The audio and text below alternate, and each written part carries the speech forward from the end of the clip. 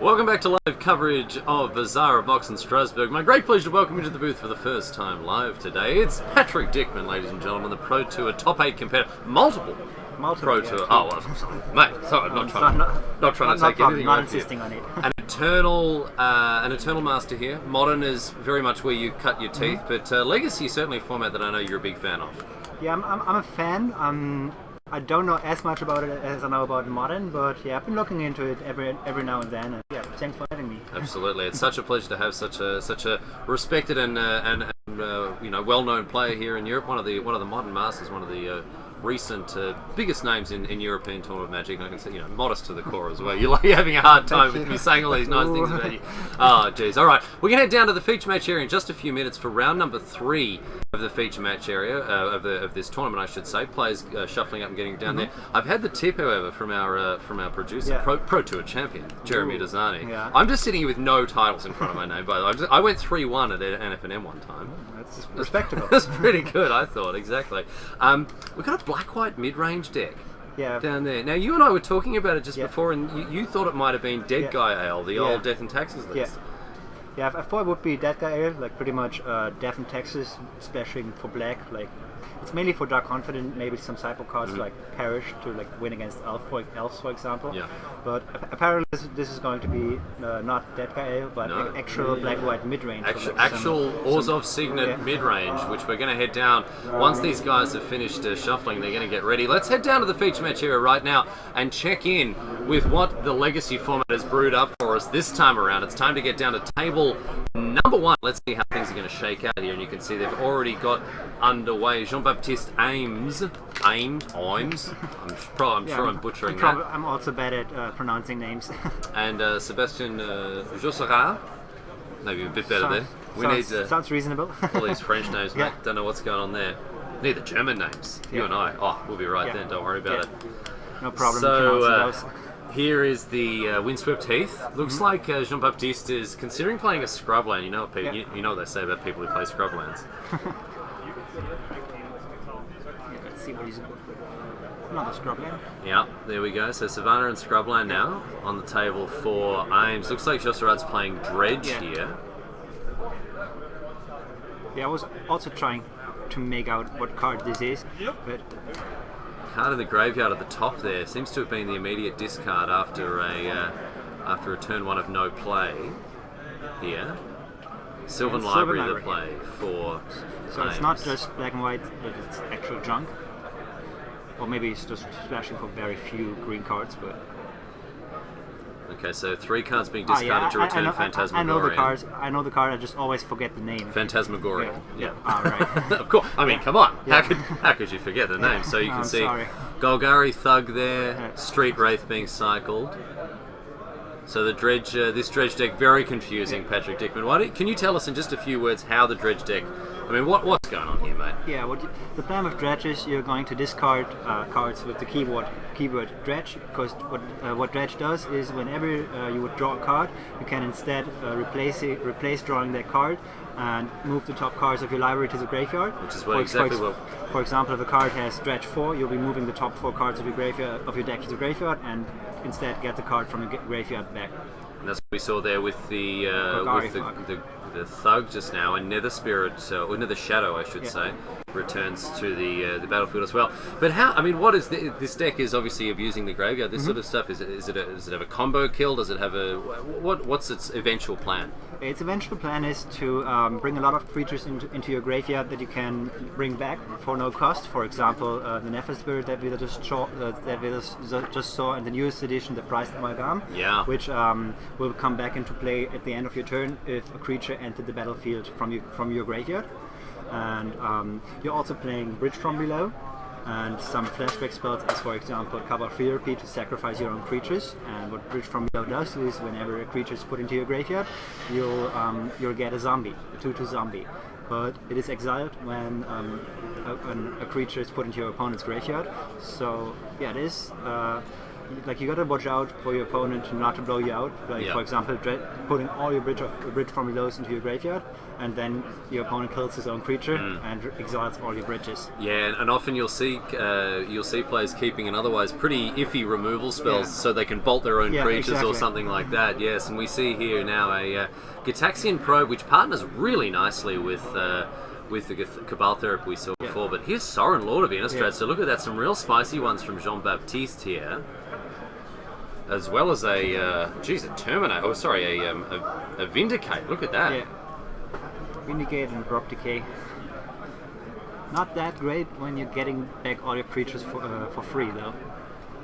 So Josserad here with his Dredge deck and these prized amalgams that we've already talked about. Yep. This is a card that, I got killed, I think it was on turn 1 or turn 2 in a game of Modern with this guy being brought back, and I got absolutely destroyed by it. A card that I think has a lot of untapped potential.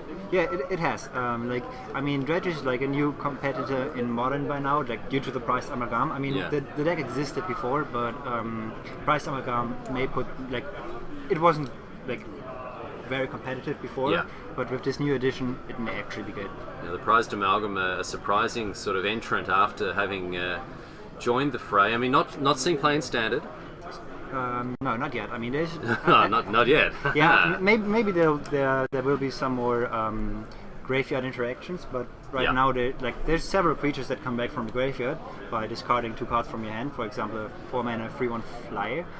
But so far the cards are just not good enough, I guess, because standard is very aggressive and the creatures are all very good. So these small shenanigans, they're just not powerful enough. No, not lining up well enough here. But as you can see, that both of these amalgams have been put back on the graveyard, or put back in the battlefield from the graveyard, thanks to the Nether Spirit here, or the Nether Shadow. I always mix up the Nether somethings. Yeah, Nether somethings.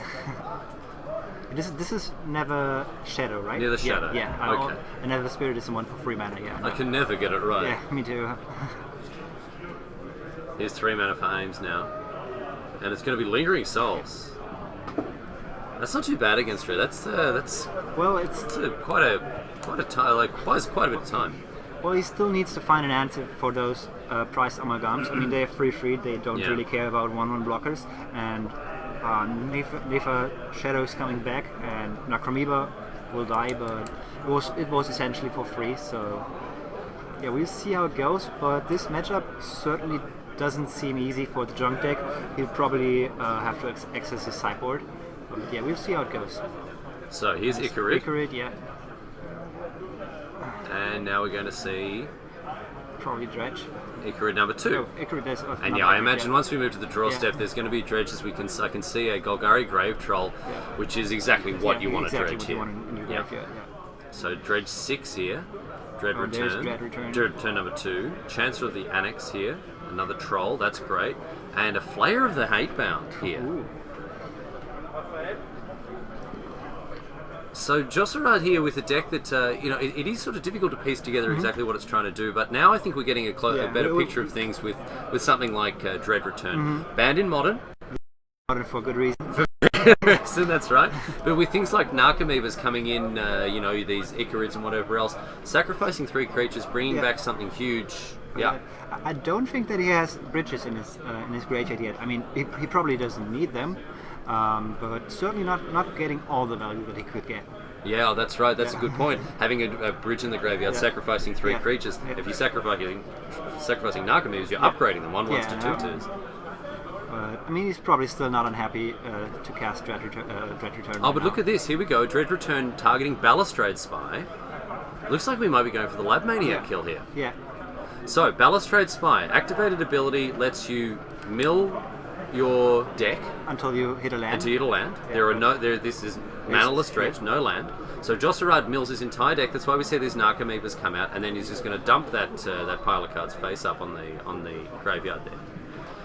But this means there are more Dread Returns, which means that a Lab Maniac can be reanimated, and then if Josserad can find any way to draw a card, then he wins the game with an empty library. Patrick, you mentioned before the fact that this dredge deck can beat down, whether it's the 2/2 bridge from below zombies or the 1/1, 3/1s, whatever else. Yeah. But it does have this combo finish as well. Yeah, it has like there's several options to go for combo finishes. Like there's, for example, Flamekin Zealot, which gives haste to all your creatures, and with bridges from below, you'll be putting a lot of zombies into play and just attack for lethal straight up. And there's several different combos that you can choose from. There we saw the second dredge return. There it is. Away you go with those 3 creatures. So we're going to see now 3 zombies, thanks to the. Oh no, sorry. No, it's probably going to be. It's going to be 12 zombies, of course, because there are 4 4 bridge from below.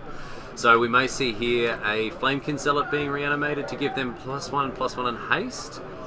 I wonder if the Lab Maniac package is in here as well. Here's the Flamekins. Oh no, Flayer of the Hatebound, I should say.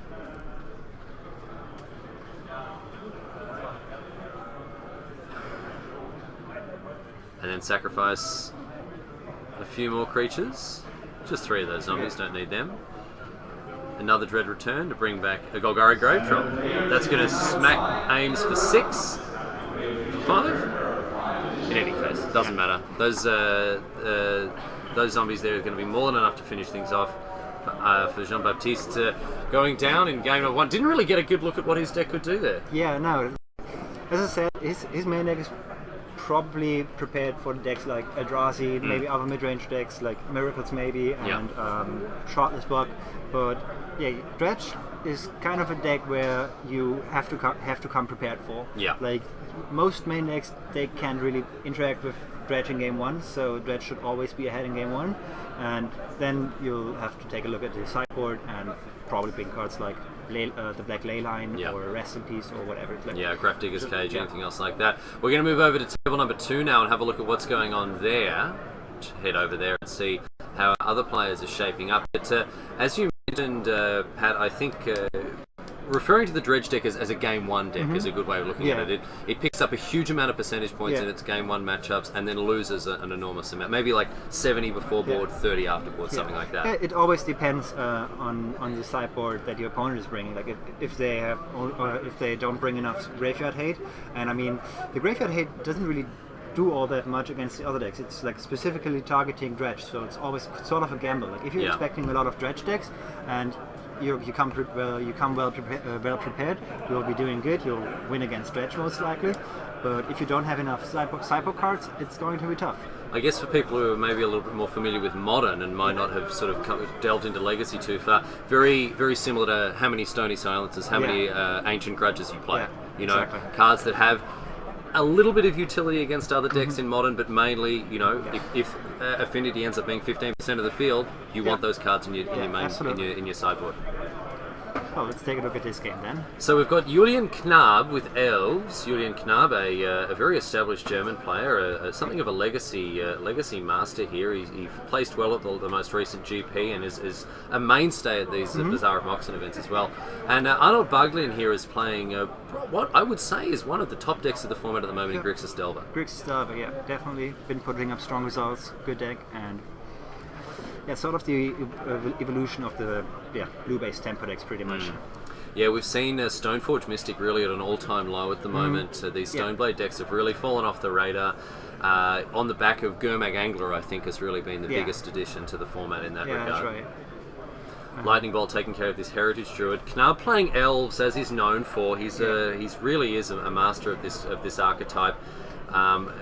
Someone who knows exactly what he's doing, where he's trying to get it done, all that sort of stuff. But we see here, these young Pyromances completely taking over the game. Are threatening to take over the game. I mean, there's still the GT that can get rid of the Pyromances if he gets to connect, but any removal spell is going to be a huge blowout because he's not only spending the 2 mana to equip the GT, he's also like not doing anything else on his turn. Like obviously you can attack your 1/1 elves into a lot of elemental tokens. And look at this, very aggressive attack here from Buglin, and exposing these pyromancers here.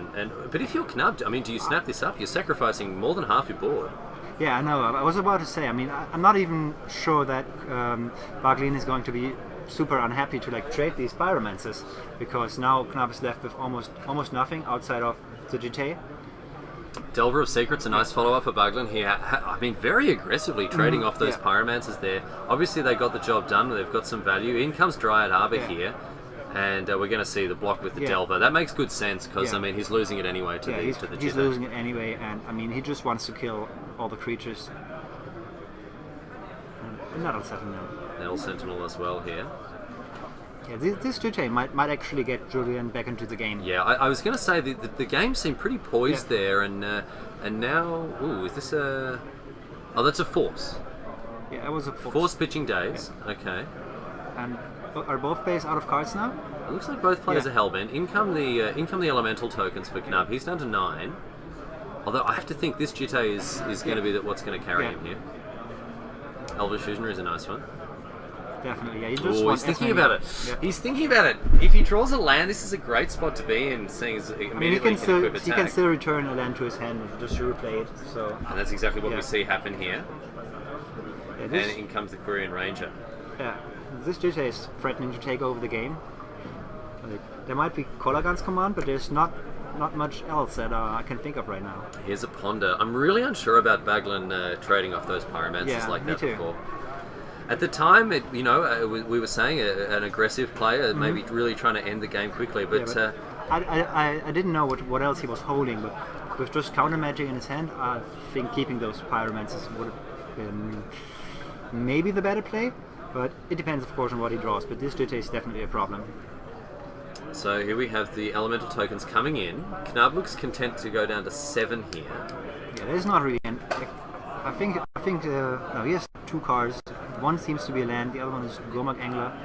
So yeah, this Jitte, he will still get to attack, and Gormak Angler has to block That's right now because because of the pump effect. Yeah. the Jitte now representing 8 points of damage on its own, in addition to anything else. So Yeah. and here There we see the block. I Yep. mean, it'll trade for 3 counters on the Jitte, I guess. But yeah, that's exactly what we're seeing. 7/7 Kyrian Ranger and back up to 3 counters for the Jitte.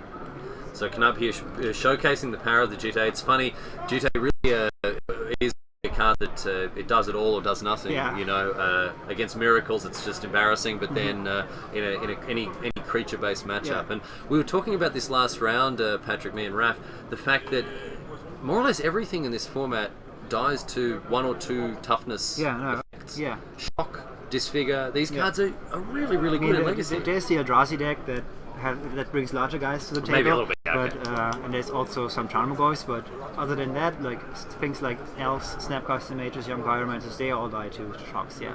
So Julian Knub getting himself out of a bit of trouble there after facing off a double Pyromancer and gets himself a game win. So well done indeed to him. Baglin will have to consult with his sideboard to see how he goes for game number 2.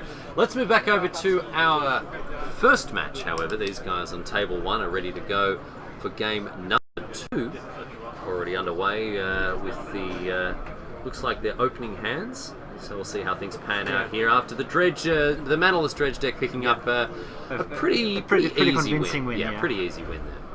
But let's come back to this point we were discussing before, Patrick, about the fact that the Dredge deck is something of a 70% game 1, 30% game 2 deck. The fact that, I mean, this is by design. These are and here we look at this. This is interesting. Immediately a ley line of Sanctity. Against Cover Therapy and Detection Probe. I mean, Detection Probe can also be casting yourself, but Cover Therapy is shut down at least. And it's maybe not the first card that comes to your mind when you're thinking about boarding against Dredge, but the fact of the matter is you're taking a lot of cards out. Yeah, I know, but and I also think that there's probably a lot of cards that he just wasn't happy with having in his main deck, like maybe some of the point removal, because point removal doesn't really do anything against the Dredge deck.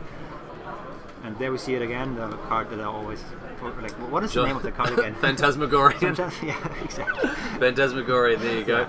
The turn 1 discard without any plays for Josserad here. But this is very much by design.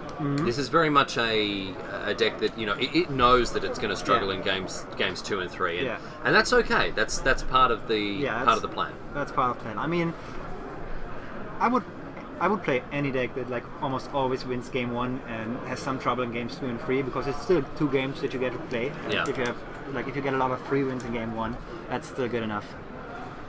Lingering Souls now. The play for Ames. It's been powered out on turn number 2 thanks to that Ancient Tomb. Phantasmagorian. Looks like the ability will be activated here. Josserad immediately very interested in putting dumping cards into his graveyard. I always wonder if it does make sense to like take the draw against Dredge, because they are always going to take the draw anyway. Yeah. Because they want to discard on turn 1. So you could, especially against like the no-land Dredge, you could also just be like, yeah, okay, you can start, and I'll get to draw a card. Yeah. Because it won't be changing much. Here we see Josserad now. He's already discarded 6 cards to the 2 Phantasmagorians that he has, and ended up with an Icarid on the battlefield. And now we're dredging Stinkweed. So dredge 5. Yeah, and there's also Dredge Return. Oh, there's a lot of Dredge cards in Dredge Return. So Chancellor, Thug. yeah, for John Baptiste's sake, I hope that he has some graveyard removal, because otherwise this is not going well for him. Gitaxian Pro Targeting himself. targeting Josserad himself. Yeah. Oh, no, says Jean-Baptiste Ames. Not targeting me with that, buddy. Yeah. So Josserad has a quick look at his hand. Oh, these are the cards I've got. Oh, excellent. Very Excellent. good. Good to know. Good to know. I'm glad I played Yeah. Gitaxian Probe so I could look at my own hand. It looks like we're just going to see how this is resolved. Okay, looks like Yeah. a quick rewind here as the spell was cast on a legal target. I'll target myself. And Yeah. now yeah. he'll be targeting himself. Okay, Yeah. let's see if he remembers to look at his own cards. Probably dredging the grave drawer. There's the Grave Troll. Ah, so missing the opportunity to look at his own hand there.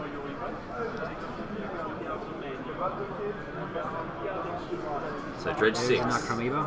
Nakamiba, of course, hitting the battlefield Yeah. rather than the graveyard. Weird card.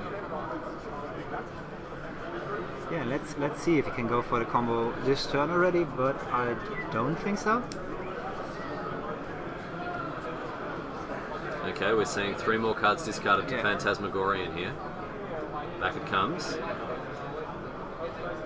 Very difficult to see exactly Oh, what's and there's going on another there. Jackson prop. So if he does hit another Nakamiba, he can already go for his combo.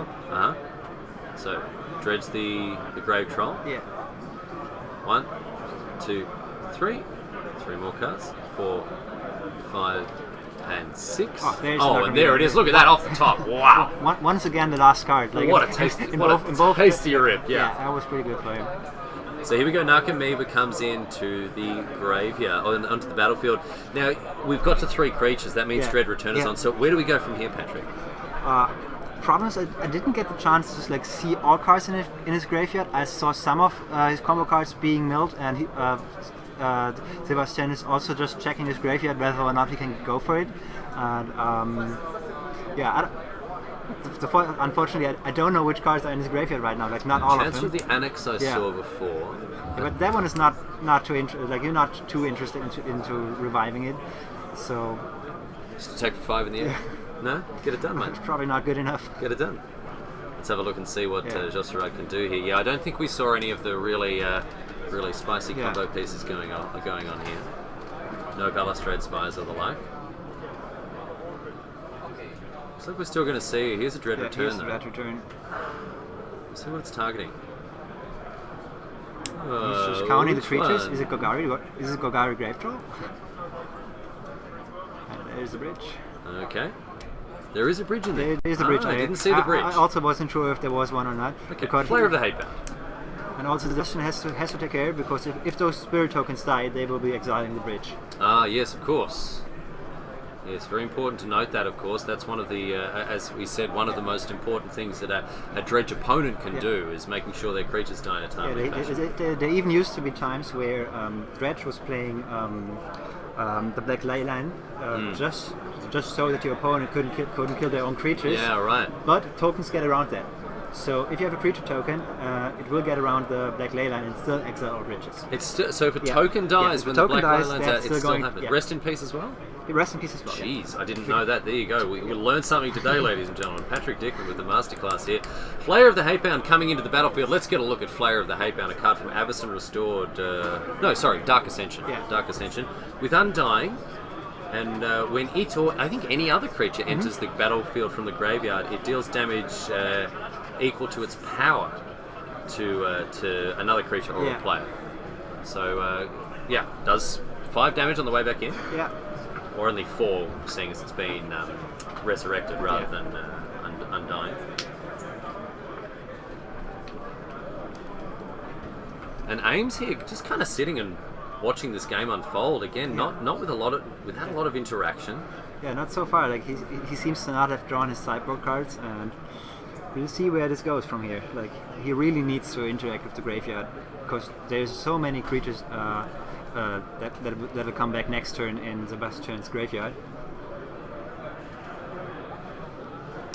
And come the spirits now. Yeah. And he can't even flashback Lingering Souls because John Baptiste is lacking black mana right now. Yep. Because that Chromebox exiled Sylvan Library. So with 6 mana available, we'll see what Ames is going to do here. In his hand, let's see, at least one black card.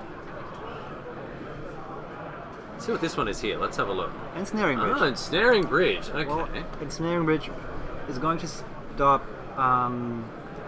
It's not going to stop the zombies, and it's also not going to stop the. What's the name of the red creature again? The Flayer. The Flayer, yeah, because that one just deals damage to the face. No, it doesn't shut off the activated or the triggered ability of the Flayer of the Hatebound, although it will prevent it from attacking. Yeah. There Although is to be fair, Ensnaring you're not Bridge. really interested not really interested in attacking with the Flayer, I guess. Yeah. In come the Icarid and the prized Amalgams. So, yes. Here is Nether Shadow, Icarid. And we're going to see some more come in as well. I think that was all, but Okay.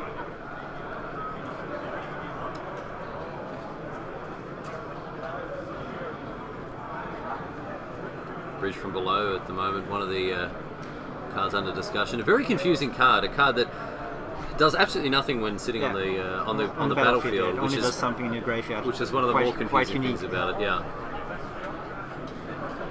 They seem to have a little bit of a discussion because there's a second Icarid. Okay. Icarid. So Icarid comes into the battlefield at the cost of exiling another black creature. And all the triggers from the Flayer, of course. Okay. And I think he's targeting his own Icarids to get more zombies. Ah. Dismember Spirit Token. Yeah, this is Okay. what we talk about. Now the bridge is going to be exiled at the cost of 4 life though, but nothing can attack anymore because John Baptiste is only holding 1 card. So So the the Nefer Shadow can attack. Oh, the Nether Shadow. Yeah. The Nether Shadow can get in there. But yes, this is what we were talking about. It's nice when a plan comes together. We can see that the Dismember, they're taking care of that Spirit Token to exile the bridge before any of these huge abuses can take place. There is the bridge from below. Only hitting 1 bridge though, and there's still 3 more in Sebastian's deck. And now he'll get a dredge for 6 again. So yeah, we just gotta wait and see what the dredge brings him. Still, a nice sequence there from Ames because it meant that those Flayer triggers from the Icarids just killed the Icarids for no value. So that's that was pretty canny here. We see Stinkweed Imp's going to dredge. There's an Amalgam. Oh, cool. Here we go. Another dredge. Oh, another bridge. There we go. Once again, the last card dredged. Yeah, but I think there is no more dread returns and no more cards that he can flashback. So I think John Baptiste might be safe for this turn. Okay. Other than the Nefer Shadow attack, Oh, of the course. Nether Shadow. Oh, mate. I mean, you've always got to be live in fear of the Nether Shadow. So yes, those zombies obviously unable to attack the Flayer of the Hatebound, unable to attack thanks to that Ensnaring Bridge. 1 Amalgam is coming back, the other one was just dredged and there were no more creatures that entered the battlefield, so it's only going to be the one, but still another Flayer trigger. I see. So even though it was there on the turn when something was reanimated, because it wasn't actually present to see that. Yeah, exactly. I see. Okay, it's only the cards that actually see it themselves. It has to I be in think the graveyard at the time when you put a creature into play. That might be what the players are discussing here. And you can see the prized Amalgam has done the 3 damage to itself. Yeah, so that he gets another zombie. He gets another zombie, and you can see there that the zombie token has 3 dice on it now. So interesting lines here, interesting little counterintuitive lines that you wouldn't anticipate from many decks in Legacy here. And John Baptiste I think he just passed the turn without any play. Might just be holding 2 black cards, which would be pretty bad for him, because he doesn't have access to black mana right now. Yeah, playing Ancient Tomb in a 3-color deck is. Yeah. I mean, that's probably what the Chrome Box is there for. Like, get some acceleration, fix your colors. Yeah, it definitely backfired in this game so far. In hand, don't get a good look at what's going on in Ames' hand here. I think it's a Sorin, at least some sort of Planeswalker, and I think I can make out the other card. Okay, see how Josserod wants to handle this draw step here. Yeah. Looks like I Stinkweed. think we're still waiting for the upkeep, right? Probably. Oh, sure. Okay, yeah, we're Icarids, the Icarids. There you go. So in come the Icarids, going to target themselves once again with their damage. That Flayer of the Hatebound really whipping things into shape. Yeah. So 2 more zombies from the single bridge from below. Now we're going to see the Golgari Grave Troll in red. There we go. Yeah. Okay. So 6 cards. It is and of turn. course, it's the last card that we're worried about. Let's see what it is this time. There's a bridge. And another Icarid. It's an Icarid. Okay. There we go. But I think the game is ending this turn due to the dread return being dredged. Yeah. And I think is there another Golgari Grave Troll in the graveyard? There's at least a Thug. Yeah. Okay, in comes is an attack. So the fact that Ames couldn't get rid of that second card in his hand meant that the that zombies attack got could to be attack. made. Yeah. But both bridges gone due to the lingering Swords token dying. So that's 3 bridges. 3 bridges down. Yeah.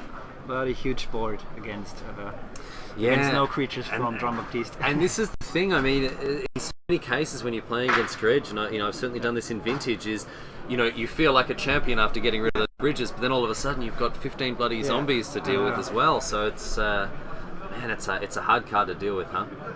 So in come the prized amalgams once again, and they're going to die again straight away.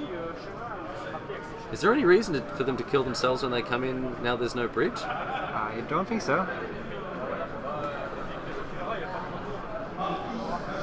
Or maybe am I getting the Flayer wrong? What's the exact wording on the Flayer? The Flayer says when a creature enters the battlefield from the graveyard, it deals damage equal to its power to target creature or player. Yeah, I was about to say, can you not just kill Jean-Baptiste? I mean, it No, does... he's got a Leyline of Sanctity. Okay, of course, you got I forgot about the Leyline because it was hiding under because hiding under the ensnaring bridge.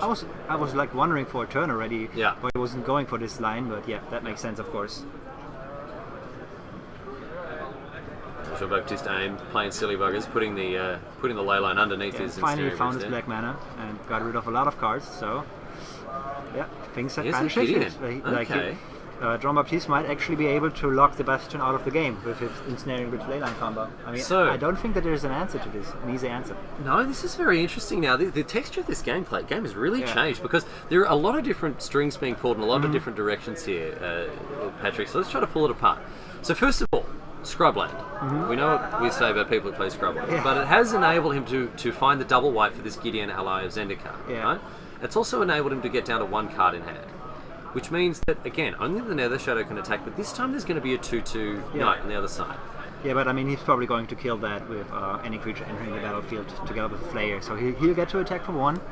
But from there on, if Jean-Baptiste manages to play all his cards, he cannot attack anymore. But the thing that's important to note is here that Imes has access to all of his colours thanks to that Chrome Box, but those Ancient Tombs cannot be tapped anymore. Are very close to being. He's going to be attacked for 1 this turn, so like the Nefer Shadow is going to attack. It's for really 1. interesting. Things are really getting very interesting here. Ames is going to want to keep his hand absolutely stone cold empty. Yeah. I really want to know what that last card is. Gideon Ally of Zendikar, a card that, I mean, wasn't necessarily underrated when it first was released, but I don't think people imagined that it would be seeing such play. I was about to say, at least I did not expect legacy play. Yeah. But it's definitely a very powerful Planeswalker. One of the best, probably. The best so Gideon? Best Gideon.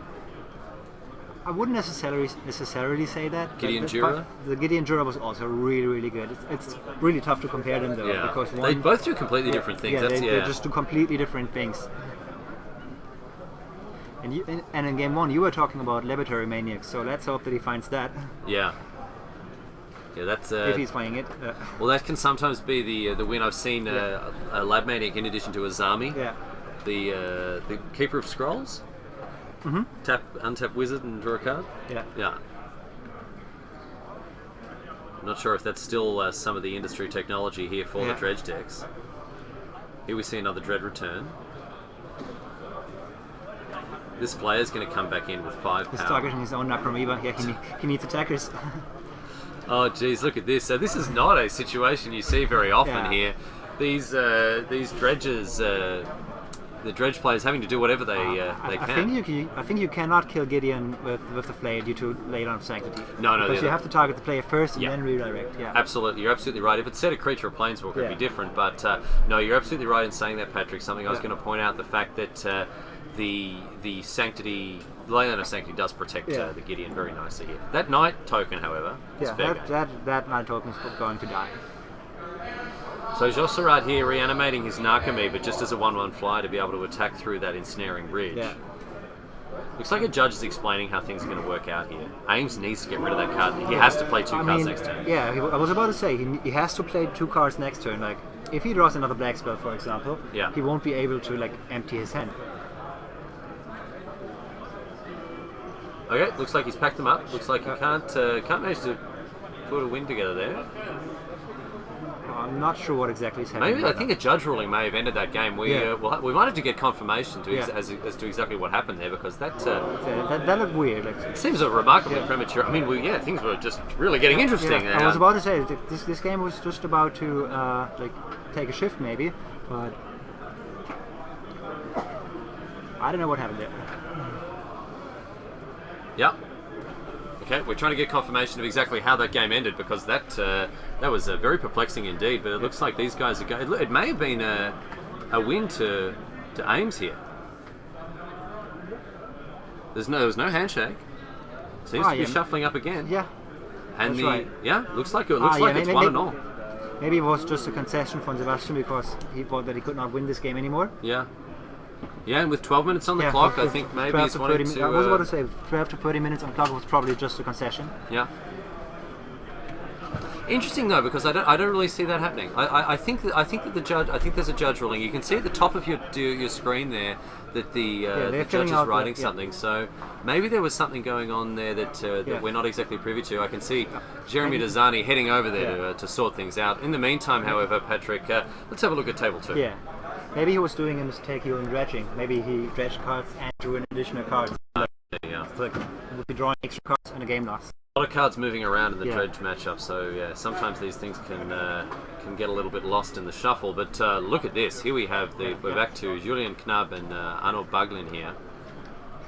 Definitely really nice board state for Arno. I don't know what's in the player's hands so far. I think Julian seems to be empty-handed once again, so there's no detail around this time.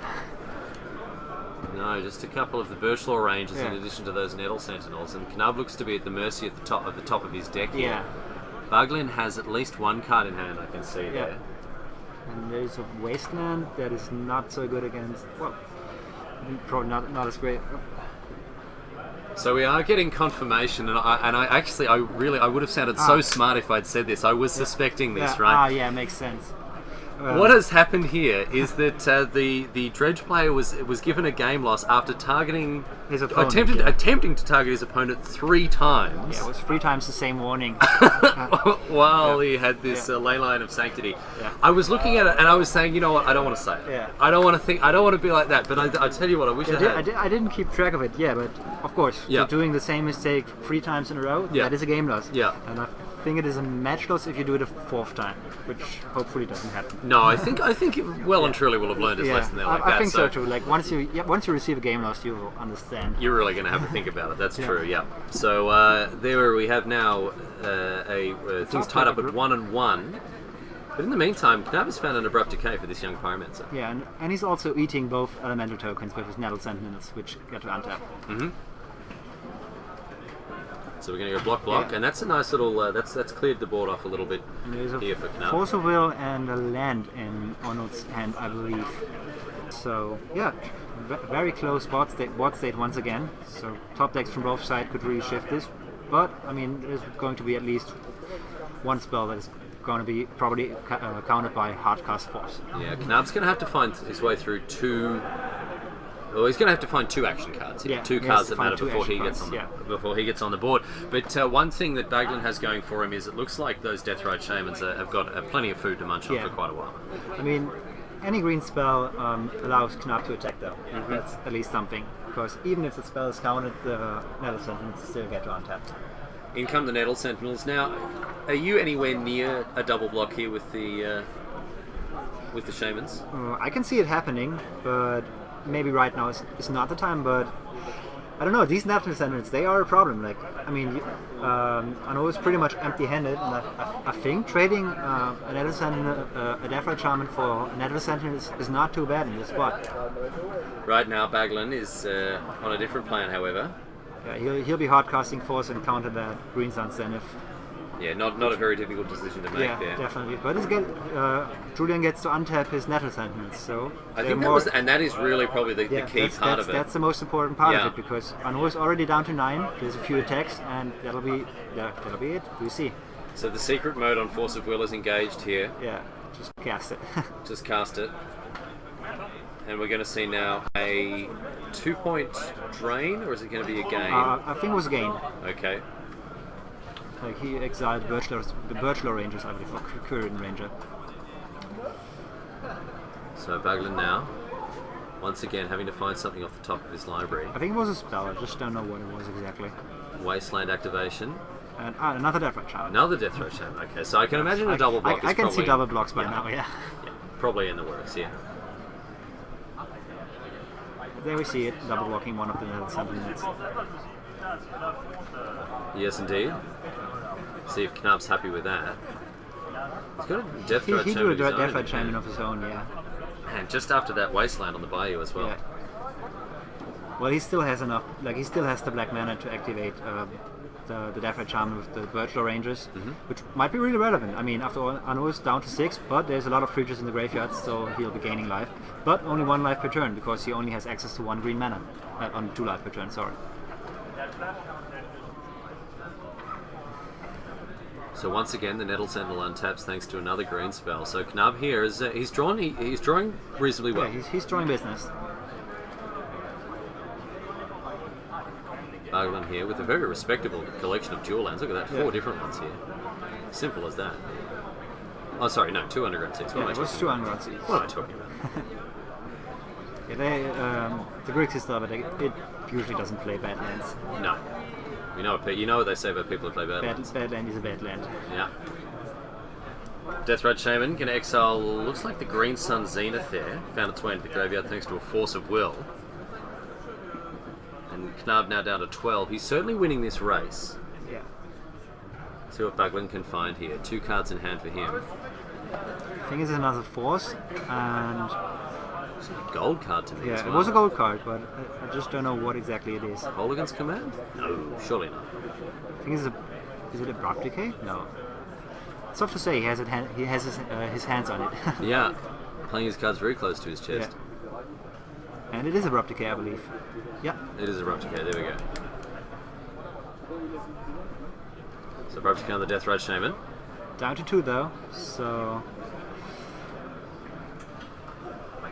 Yeah, exiling a Lightning Bolt there. I mean, I believe there's some creatures left. Yeah, there's definitely the Death Rite Shaman that was just put into the graveyard. There's another Death Rite Shaman in Anu's graveyard. But he needs some business. He needs to remove the spells or creatures.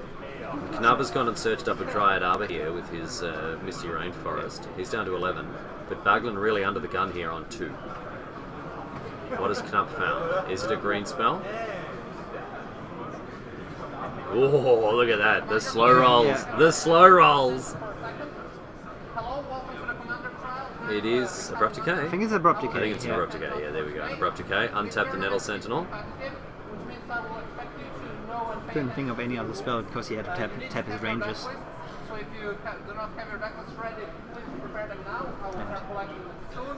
Please write your name And Abrupt Decay. Oh, sorry. The in the front or in the upper What did he? I think it was a Misty Rainforest. Exile? Misty Misty Rainforest. Rainforest? Yeah. Because he doesn't have green mana right now. Yeah. And he will be going up to 4, I guess.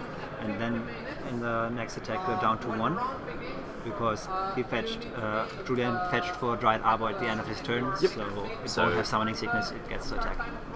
So really tight play here from Knab as he hits his opponent down to 1 here, and he has drawn exceptionally well. Yeah, he has drawn a lot of business spells. I mean, to be fair, the elf deck, it has a lot of green spells in it. Yeah, And, that's true. That is true. Yeah. If he's going to draw a spell, chances are it's going to be green. and I mean, we've been talking about like all the creatures in Legacy. They are so small, so 2/2 is actually big enough to profitably attack for 10 turns in a row. And that's exactly what we see. That's Julian Knab riding the back of that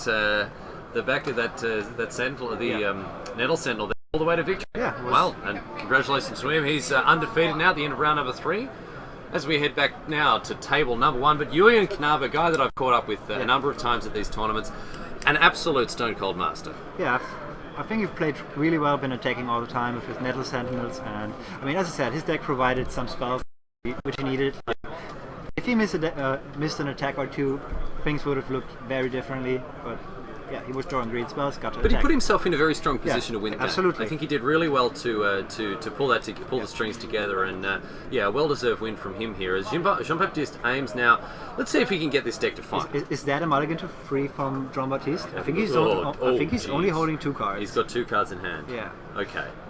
Josserand, on the other hand, he's going to discard, and once again it is the card. Yeah. I forgot. Phantasmal. I was about to say Phantasmal, not Gargantuums. Phantasmagorian. Gorian, yeah. Phantasmagorian. Nailed it. And look at this. Oh, hello. Hello. This is turn to Ensnaring Bridge, but no colored mana from Jean-Baptiste, so he won't be casting any other spells for quite some time, I guess. But a turn to Ensnaring Bridge when you mulligan to 3 is actually. I mean, it's gonna stop attacks, but Yeah. I mean, there was Leyline of Sanctity in play Yeah. last game. Yeah. This time we won't be seeing Leyline for a long time. No. Without white mana, so we might just see a quick combo kill. I mean, let's see if he finds something to save himself. I'm just saying, there is a possibility of this happening. I mean, even a Grafdigger's Cage or something like that off the top would be an absolute game changer here. Yeah, that's right. So Josserand now cycling a Street Wraith, going to dredge this Golgari Thug. So he's got off to a perfect start, more or less every game. Oh, there's the bridge, there's the Golgari Grave Troll, and there is another Phantasmal Gorgarian? Oh, god damn it. No, that's it. That's actually its name. Yeah, okay. Phantasmagon God damn it. Yeah, that's god actually damn it. it. Gun. Phantasmagorian. I'm interested to Sorry. know what it is in German as well. Me neither. Okay, and now we're seeing another Dredgerino here.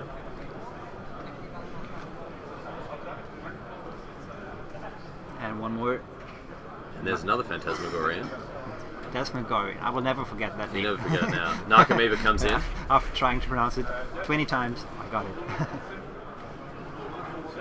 And a prized amalgam's going to hit the battlefield as well. You can already see the Flayer of the Hatebound in the bin for Josserand here. So that means Joshua has ended his turn, I believe, because like it. it will enter play at the end of turn.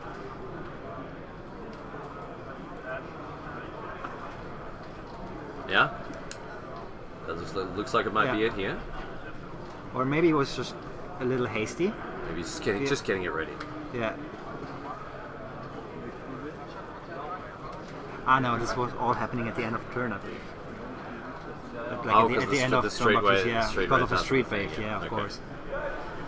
Man, you see the explosivity of the dredge Yeah. deck sometimes when things really get going. But in which case it should be untapped.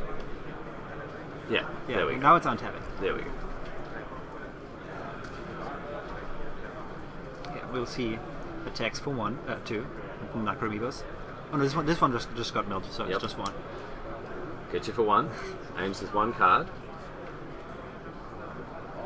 I would have liked to see the mulligan decisions. Just like Yeah, it would I have think been it rarely interesting, happens that you go down to 3. So maybe he was just actually like searching for cyber cards because like they treated him well last game. Yeah. I mean, after it looked like Sebastian was going to win for a long time, all of a sudden the lockdown of Well, I mean, yeah, he looked at the leyline of Sanctity, just won Leyline him of the game. Sanctity So it's like, and okay. Snarendrich just won him the game. Like, There you go. Like I get my leyline of Sanctity, give yeah. my opponent 3 opportunities to Yeah. target me with something, and then I win. Yeah, I think he was in a good spot regardless. Like Yeah. even if his opponent wouldn't have lost to an actual game loss. Well, I mean, it was about reanimating this Narcomoeba and planning to get in through the ensnaring bridge like that. So, assuming that Jean-Baptiste could empty his hand, he was in a good position. Yeah, I mean, I think it all came down to the next draw step. If he drew another land or like a white spell that he can cast, I think he would have won. Yeah. But I mean, he won regardless that way. But it was close. So it looks like we've got now a flashback on the Dread Return. Targeting the Flayer. And there's also some bridges. But I don't know if it's just one bridge or more than that, because if it is 2 bridges, that would be lethal on the spot, I believe. Okay, looks like there it is. Oh no, never mind.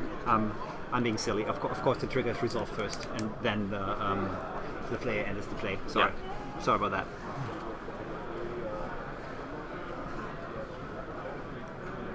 Now we've got prized amalgam, so that's gonna hit Ames for 3. So Ames takes a bunch of damage here, down to 10. 7. Yeah, the hatebound, the Flayer of the hatebound will do 5 if it comes back in after having died, but 4 on the way. And you don't usually get the 4 damage off it the first time you cast it from your hand, but after unearthing it, not a bad way to get some extra damage in. What is this? Draftigger's Cage, maybe, for 1? Oh no, it's Dismember. Targeting a zombie just to get rid of cards. Yep.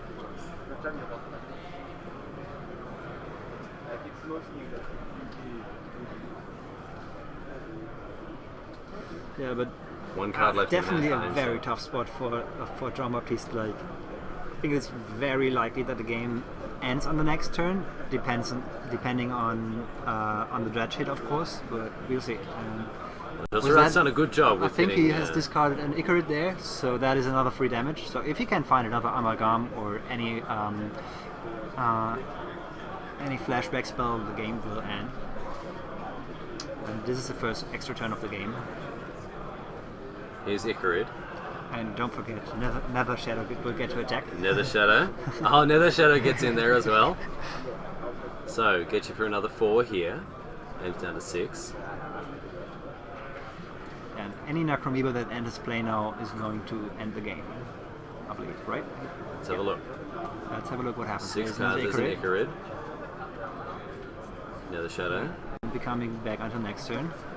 Alright, there's a concession from Jean-Baptiste. He's had enough, he's seen enough, there you go. So Manaless Dredge gets there, winning games 1 and 3 very convincingly. Game number 2, man, such a shame we didn't get to see it play I was super confused because like it was simply the last, like I wasn't expecting this to happen, right? Like I don't expect someone to do that hiccup 3 times in a row. I mean, to be fair, I was also like not paying attention to the ley line of sanctity all the time, but yeah, that was definitely a very surprising ending for me. I think I have never seen the same mistake being done 3 times in a row. Yeah, very interesting to see the way that went. As we come back to the booth, ladies and gentlemen, that is that for round number 3. We're all done and dusted here for our 3rd round of Legacy here at Bazaar of Mox in Strasbourg. I tell you what though, Pat, a great round to see there, and really good to see Julian Knapp getting amongst it. I mean, you know, this is a guy we're going to have to keep our eye on. But in addition to that, these wild decks. A shame we didn't get to see the sort of the Gideon, Soren, Junk Super Friends deck going off. The matchup just also wasn't right. He definitely didn't come prepared to like beat Dredge. He was aiming for the mid-range decks where his point removal is really good, where his planeswalkers actually do something. But yeah, Dredge definitely a tough pairing if you're like trying to play fair Magic. Yeah, for sure, a difficult spot to be in. So right now we've got a deck tech lined up for people though. However, we've got a blue prison deck coming your way, so be sure to stick around and have a look at that. And of course, after that, plenty more Legacy action for the rest of the day here at Bazaar of Mox in Strasbourg. A great pleasure to have your company. Thank you for joining us wherever you are around the world. Of course, Patrick Dickman and Riley Knight are joined by Raphael, Pro Tour Hall of Famer, sitting just over there on the other side of your screen, my friends. He'll be back in the booth before very much longer, so stick around. Plenty more action to come from Bazaar of Mox in Strasbourg. We'll see you soon. Don't go anywhere. Take care.